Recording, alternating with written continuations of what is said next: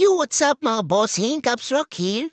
At meron tayong Jordan Cup na naman mga bossing. Pansin ko tong Jordan Cup madalas ang change snap sa atin mga bossing So, ito medyo malikabok lang. Hindi na kasi ito pinapalinis ni bossing pero i-brush lang natin para matanggal yung mga alikabok. Ayan.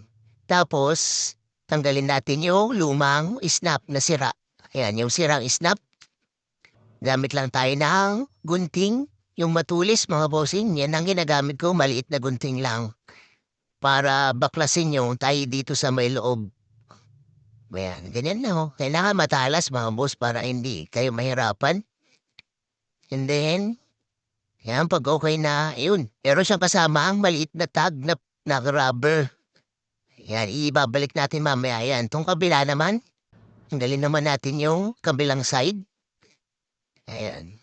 So sa mga tatanong ng location natin mga bossing, Quezon City po. Bago Bantay, Quezon City po tayo mga bossing. Malapit sa SM North, EDSA. Yan, wasteable po yan para sa mga may sasakyan. Kung magkukumit naman, tricycle lang mga bossing pagkagaling sa SM North. Ayan, so ito na mga bossing. Okay na. Napalitan na natin ng snap. Naibalik na rin natin yung rubber. At ayan, tignan niyo yung mga tahi niyan mga bossing. Napakalinis, di ba? At matibay yan mga boss.